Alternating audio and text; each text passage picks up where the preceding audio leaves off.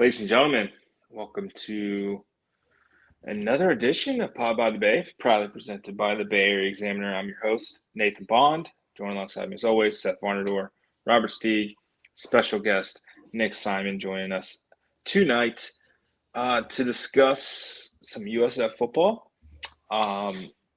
There was a game played on Friday. Your South Florida Bulls lost 49-21 to UTSA. It was fun in the first quarter, and then it stopped being fun very, very quickly for your South Florida Bulls. The defense is still very, very, very bad, and we will talk more about that. But I, being the ultimate fan, I was trying to manifest something on Friday. I personally went bowling in hopes that USF would also get to go bowling on Friday night. I bowled a 147 and a 135, which felt pretty good. USF gave up 643 yards of offense. Not great. It's a couple perfect games plus. Seth, as you were watching this game unfold, what did you think about the offense, the defense? What went wrong in that second quarter? I mean, one of the things I've thought, is, man, what did Braxton Clark do? It gets away from you sometimes. So, this is not shocking. Like, it was not shocking. If you listen to the Ponderosa last week, even Pod by the BAE, we thought, we said UTSA had scored, I think, close to 40 in just about every conference game. They were probably going to score a lot. The one thing that was surprising to me was how weak Frank Harris's arm was. Like, I don't know, he threw the balls in the air forever, and nobody could get to it. It was shocking.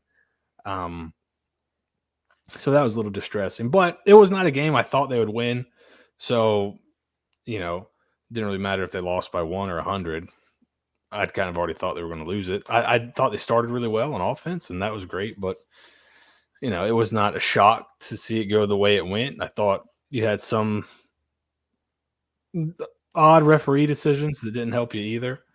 But all in all, went about how I expected. And, one thing we talked about is certain guys getting targeted a ton in the passing game, and that happened again. It didn't hurt you the week before, but it kind of hurt you last week. So we'll see if that's a trend that goes forward, but I don't know. I wasn't really swayed. This game didn't make me feel good or bad about it. It's just kind of thought it kind of was what I thought it was going to be for the most part. Minus, some of those throws from Frank Harris were ridiculously terrible, and they ended up in touchdowns. So that was distressing. There was a couple of out routes that felt like a 6-year-old threw them would be probably the kindest way. Like, just absolutely floated out there. Parabolic. And I mean, it was like a beach ball sometimes, kind of floating through the air. That was distressing to watch back as well. And it seemed like every single receiver just had the punt returner cone, the cone of safety, just around them at all times, which is probably the more distressing part of this game. Steeg, Nick, you guys can chime in thoughts about the game, and we'll kind of discuss what the future holds heading into this week a little bit. But man, it is what it is. I mean, first off, Frank Harris, love him. I mean this in the most utmost respectful way possible. Get a job. like him and Cam Rising, just start your careers at Deloitte already. Just get them going. No, but I mean,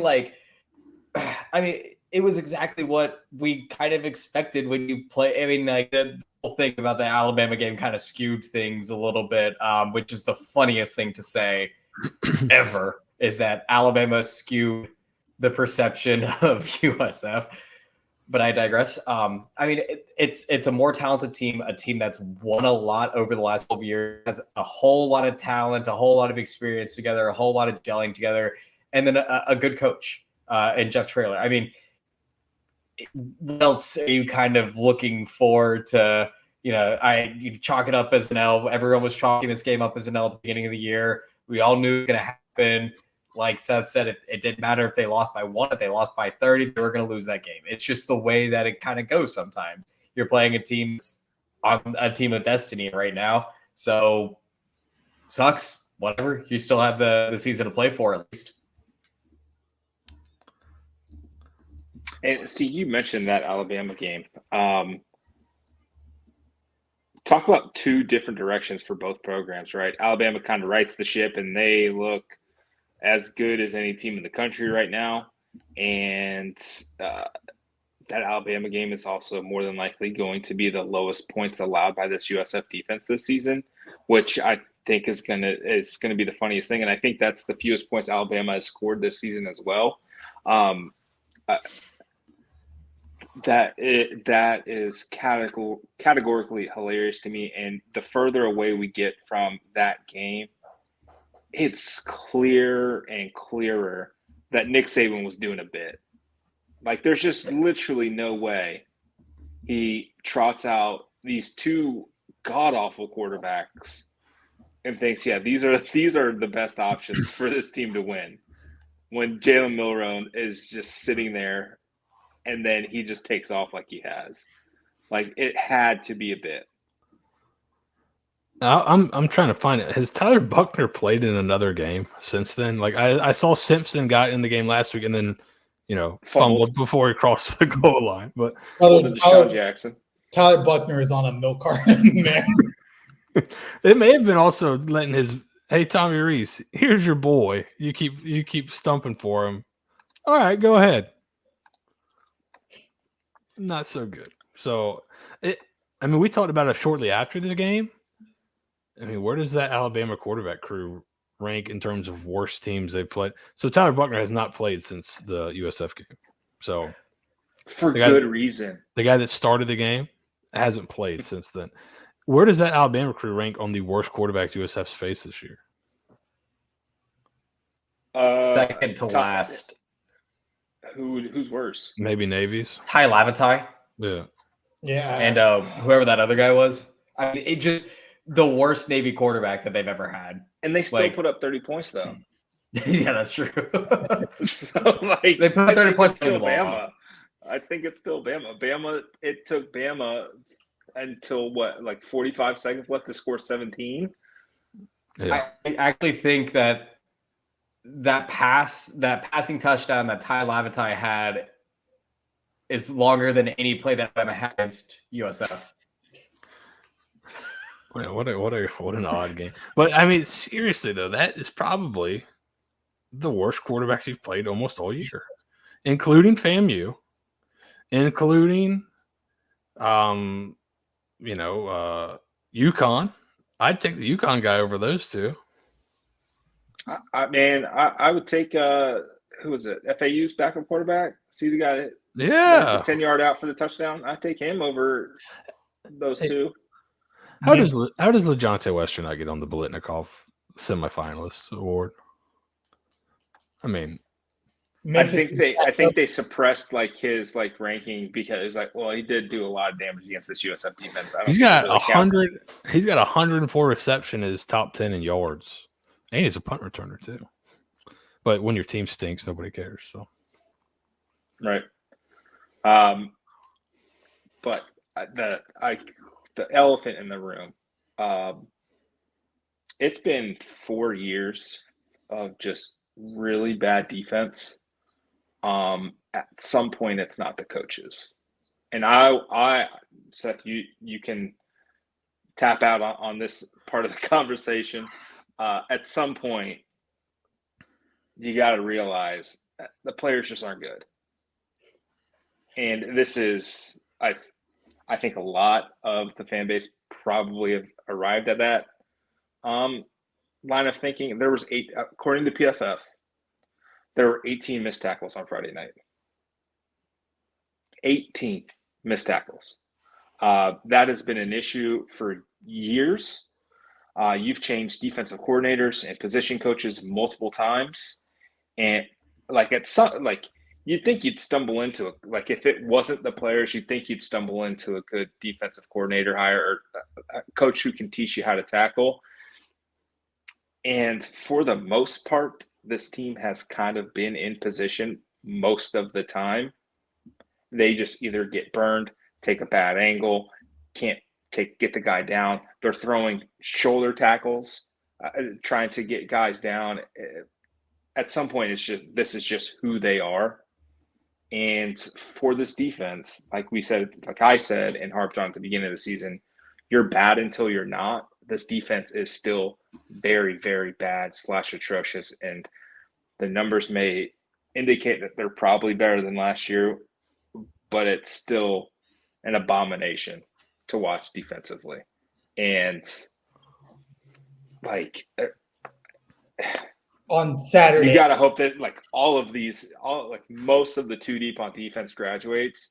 So we're going to find out pretty soon if it was the players or the coaches who are bad. And I'm leaning toward the defense is going to be a lot better next year.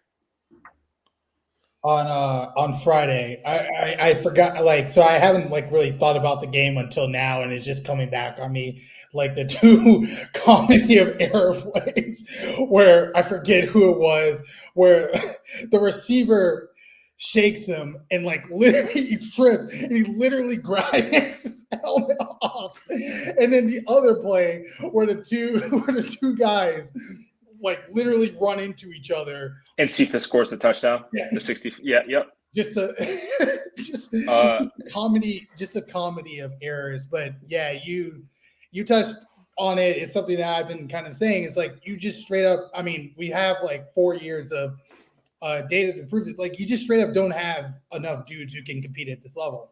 Straight up, you consistently give up. This is the 3rd straight year where you're just consistently giving up over 500 yards a game. This Friday night. I mean, yeah, we know that UTSA is great. Frank Harris is great. They set program records on offense on Friday. Young program. I mean, if you're going to be bad, be historic, baby. But I think that was the idea this year. It was, hey, we're not great. We're not super talented, right? Obviously, because if they were super talented, it doesn't matter what you call, you can be all right on defense. If I can just play man-to-man every play, I don't got to be a genius to be the defensive coordinator, right? If I've got just dudes at corner, we're going to play cover 1. That's easy. But so I think they understood that they were personnel deficient, a way to put it. So they're playing a high variance style where sometimes it gets you the stops, and really your success rate's not terrible. I haven't checked on it, but it was, top 50, which last year it was I think it may have been the worst in the country. So you've really improved there. But the problem is, if you give up a decent play, you tackle so poorly that it turns into an explosive almost every time. So Right. You're just giving up tons and tons of explosives. So you may be facing the antidote this week, but we'll see. It certainly seems like it's possible. This is on the Blog Boy Roundtable we talked about. Nick mentioned Ohio State and Michigan is kind of the unstoppable force, the immovable object. Flip that, reverse it. That's Charlotte's offense against USF's defense. So yeah, it's if they can just play a little bit better at home against the bad Charlotte team, I think you feel pretty good about it. And I'm not going to pretend like the offense was great on Friday night, right? So after their touchdown with 13:38 left in the first quarter, this was their drives, yards, and result of drive. You may be able to guess what the result of drive was based on the plays and the yards. 3 plays, 2 yards, they punted.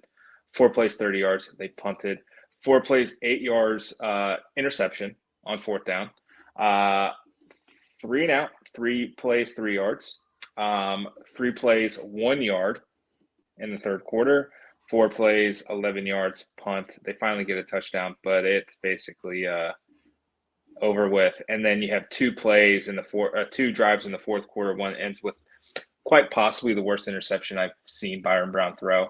Just a complete underthrowing, going toward the end zone. I think it would have cut it to like 42-28 or so. Like it would have made it a little bit closer, a little bit more competitive.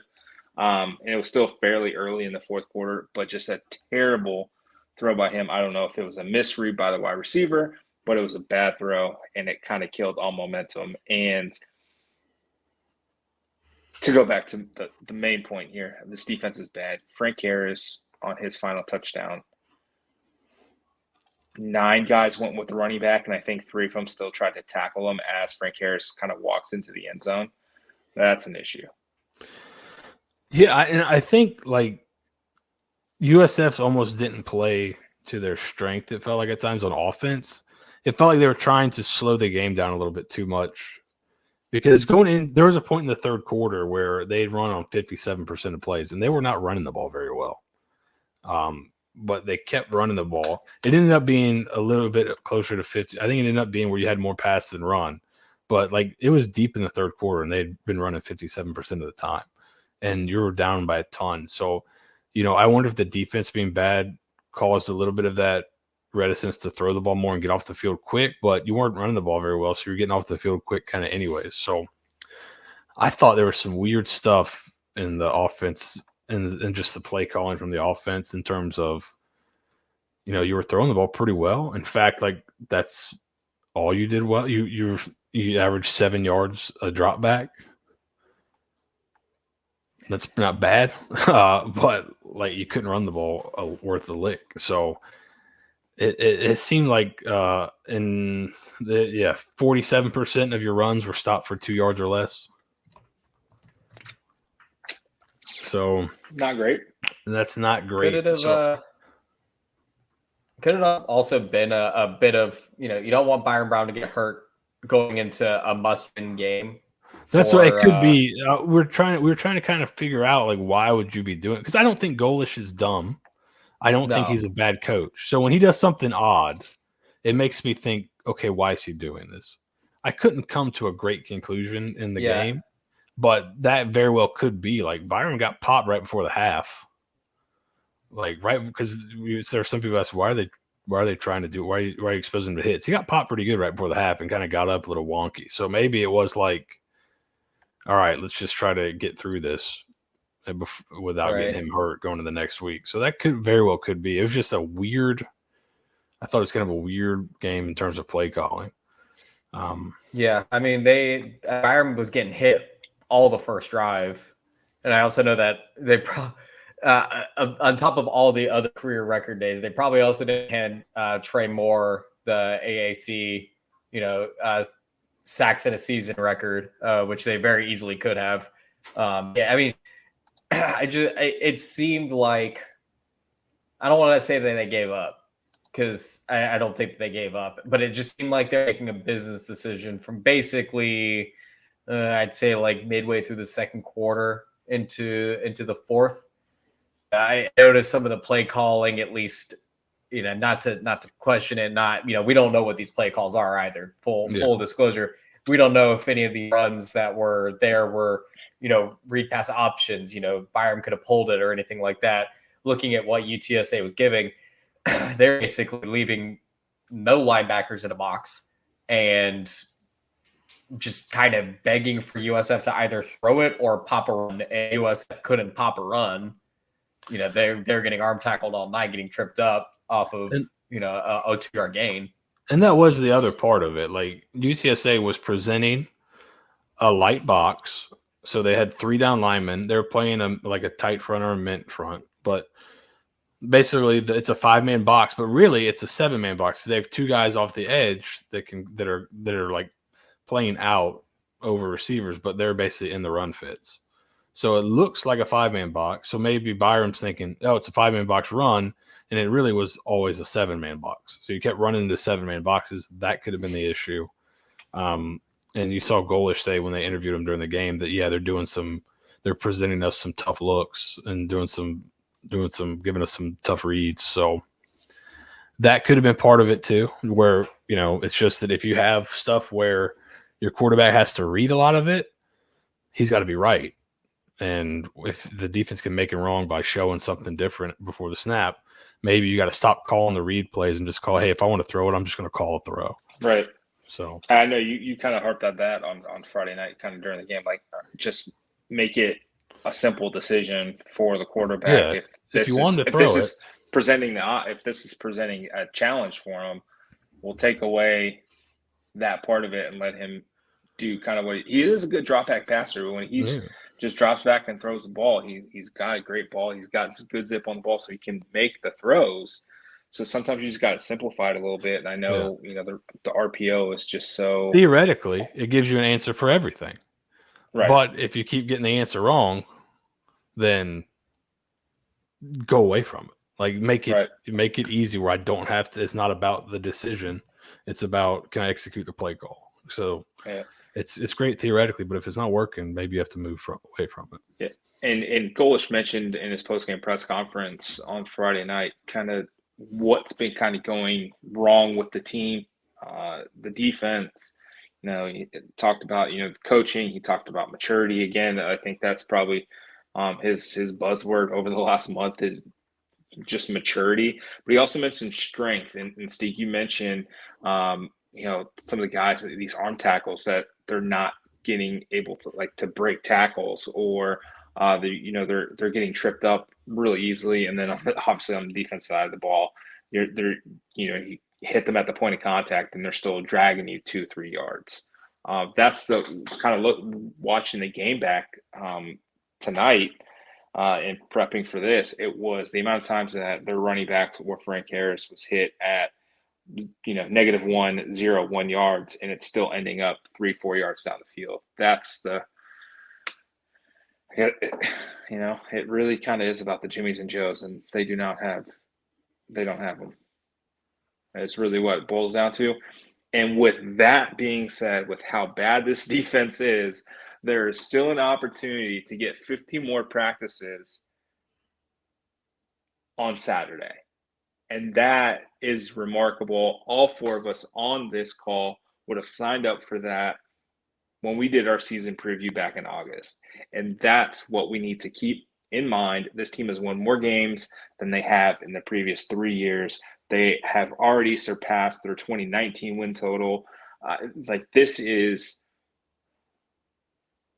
a remarkable feat of quite literally turning chicken shit into chicken salad for Alex Golish and this staff to get 5 wins out of a team that there was some changes, but pretty much the same from a 1-win team, especially on the defensive side of the ball. You bring in some guys, but you're still playing a lot of the guys who've already been here, and you're 1 win away from bowl eligibility.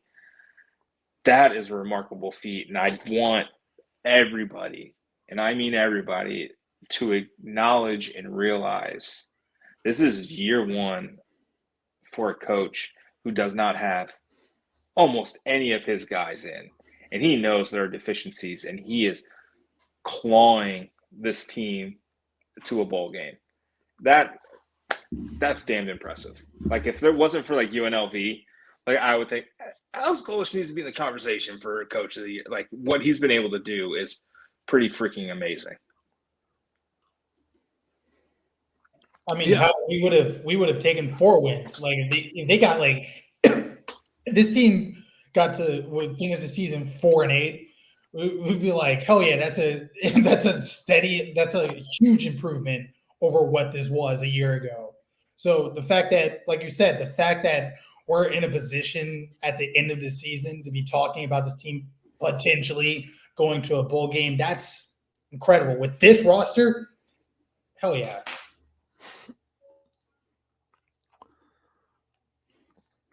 Yeah, and not only that, but this final game setting up for a lot of interesting milestones, right? You've got the chance to make a bowl for the first time since 2018, right? And then you've got possibly your first 1,000-yard receiver ever, and then a possibility of a 3,000-yard passer. And it could all happen These are the things, like, as a fan, these are games that they kind of give you a little bit of dread because if it goes bad, it could all go bad. But it's also like after the last 4 years, you got one game for all these things that possibly happen, and a big moment of catharsis, and they got to go play it, and that's the fun part, right? There's the tension. You don't know what the result's going to be. You go out and you watch it. You cheer the team on, and if they win, man, that'll be a big, big moment. And if they can win, and then you get a 3,000-yard passer and a 1,000-yard receiver in the same game, man, I told Nathan to play the good vibes parlay right there. Put them all together, see what it is, or you could go against all of them if you want to emotionally hedge. But these are the things, is like, if they come through and win this game, it'll be great. The time leading up to it, the anticipation of it, what's at stake, and then you can win a game, and you're playing a game with actual stakes in the final game of the year, and not just like bragging right stakes, hoping to play spoiler on somebody else's season, like actual stakes for you. I think that's great, and that's all you could ask for in year one. Agreed. With that, we're going to wrap this up because we're going to have pretty expansive advanced stat preview on the Ponderosa. We're really going to kind of dig into what's at stake, the legacy, I guess, of this program this season, and maybe more than that. Man, the season's already almost over. That's the depressing part. Is you get hyped up all off season, and then it's over in a blink of an eye, and that's sad. It's fun. I'm so glad this season has been as fun as it's been for large chunks of it, and the high degree of comedy sometimes from the defense has also, you also need some comic relief. Life's too serious. Sometimes you need comic relief, and that's what the defense has provided. So defense, I'm going to call you out here. Prove me wrong. Shut down the Charlotte team. Get us to a bowl game. Lead the way. See, you got a lot of seniors on that defensive side of the ball. It's going to be your last time playing at Ray J. Lord willing. No guess. Prove everybody in this fan base wrong, and that you can tackle, and you can cover, and you can compete and win a freaking game. Let's go bowling. Have a safe and wonderful Thanksgiving. If you're traveling, drive safely. If you're flying, tell the pilot to fly safely. Don't drink and drive. Don't be stupid. Make sure you check Amazon for great deals. Make sure you subscribe to the Ponderosa for the best USF coverage in the Tampa Bay area and within the world. With that, go Bulls. Beat the fuck out of Charlotte. Let's go. Go Bulls. Go Bulls.